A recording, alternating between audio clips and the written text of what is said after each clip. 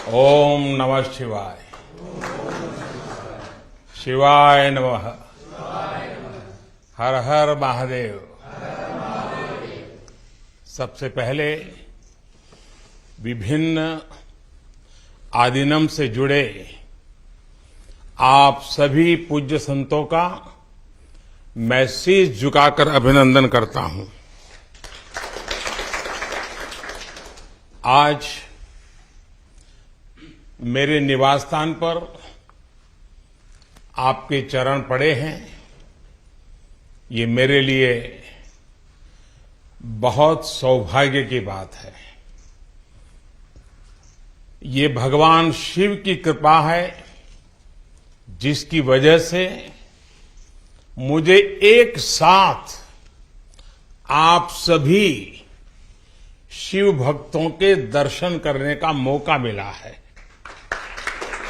मुझे इस बात की भी बहुत खुशी है कि कल नए संसद भवन के लोकार्पण के समय आप सभी वहां साक्षात आकर के आशीर्वाद देने वाले हैं। पूज्य संतगण, हम सभी जानते हैं कि हमारे स्वतंत्रता संग्राम में तमिलनाडु की कितनी महत्वपूर्ण भूमिका रही है। वीर मंगई वेलु नाचियार से लेकर मर्द भाइयों तक, सुब्रमण्यम भारती से लेकर नेताजी सुभाष चंद्र बोस के साथ जुड़ने वाले अनेकों तमिल लोगों तक हर युग में तमिलनाडु भारतीय राष्ट्रवाद का गढ़ रहा है। तमिल लोगों के दिल में हमेशा से मां भारती की सेवा की, भारत के कल्याण की भावना रही है। बावजूद इसके ये बहुत दुर्भाग्यपूर्ण है कि भारत की आजादी में तमिल लोगों के योगदान को वो महत्व नहीं दिया गया जो दिया जाना चाहिए था। अब बीजेपी ने इस विषय को प्रमुखता से उठाना शुरू किया है। अब देश के लोगों को भी पता चल रहा है कि महान तमिल परंपरा और राष्ट्रभक्ति के प्रतीक तमिलनाडु के साथ क्या व्यवहार हुआ था।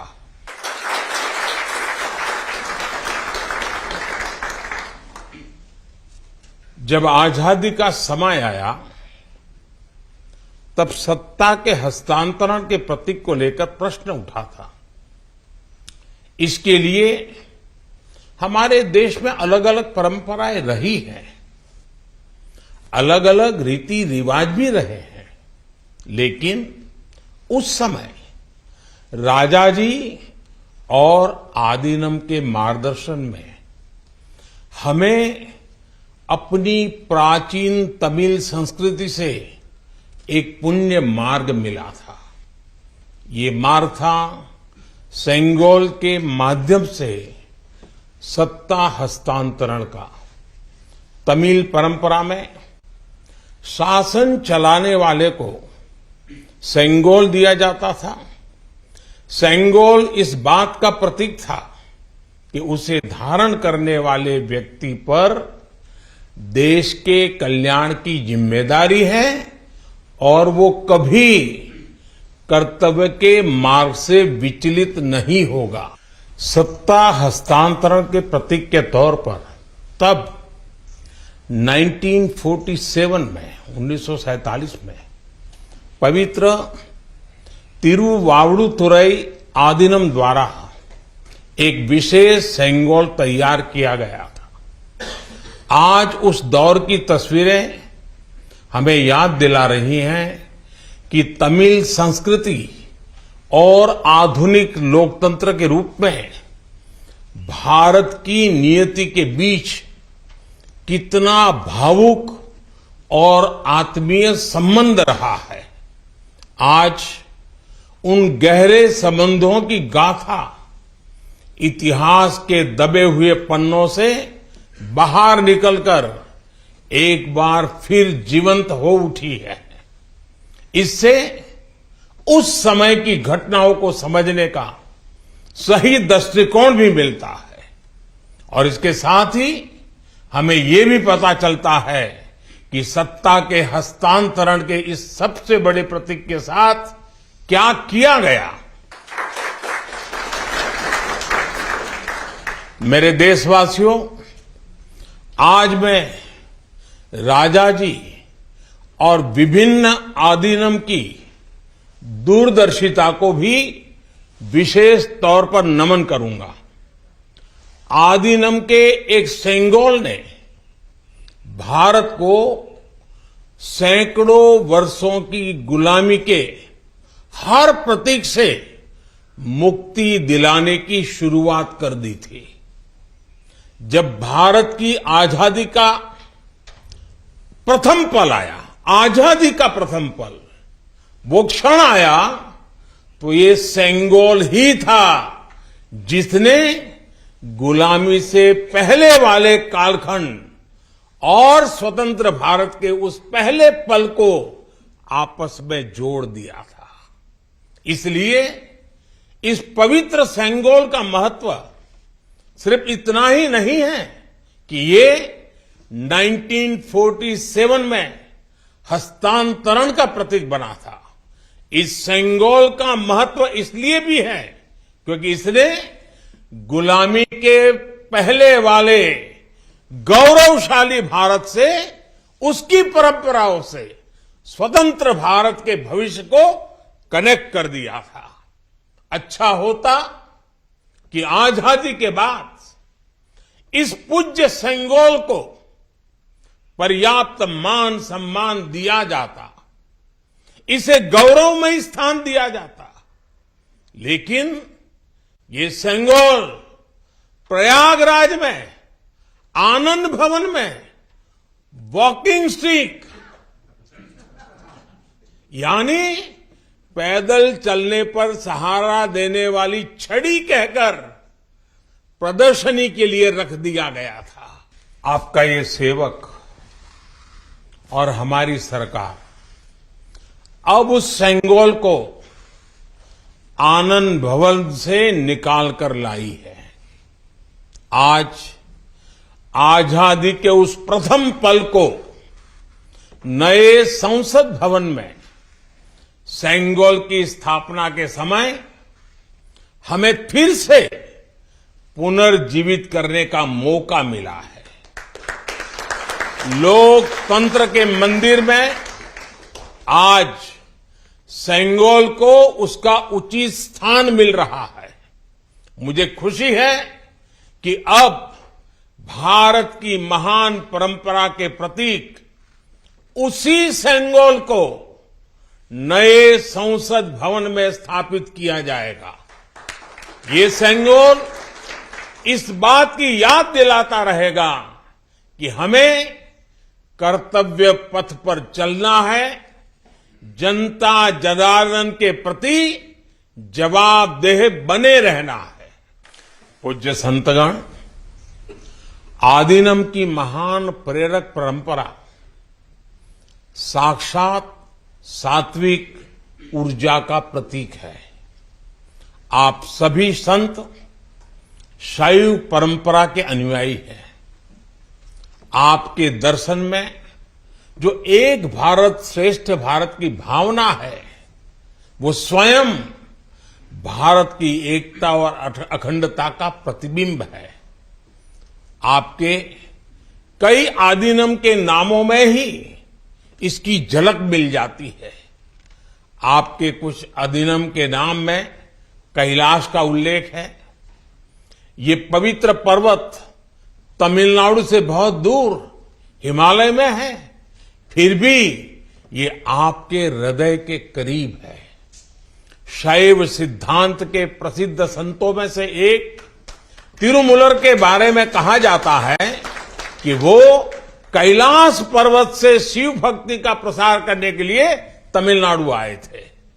आज भी उनकी रचना तिरुमंदिरम के श्लोकों का पाठ भगवान शिव की स्मृति में किया जाता है। अपर, समंदर, सुंदरर और माणिका वासगर जैसे कई महान संतों ने उज्जैन, केदारनाथ और गौरीकुंड का उल्लेख किया है। जनता जनार्दन के आशीर्वाद से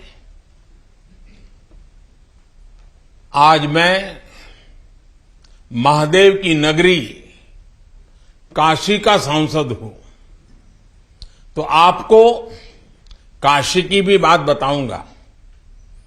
धर्मपुरम आदीनम के स्वामी कुमार गुरुपरा तमिलनाडु से काशी गए थे।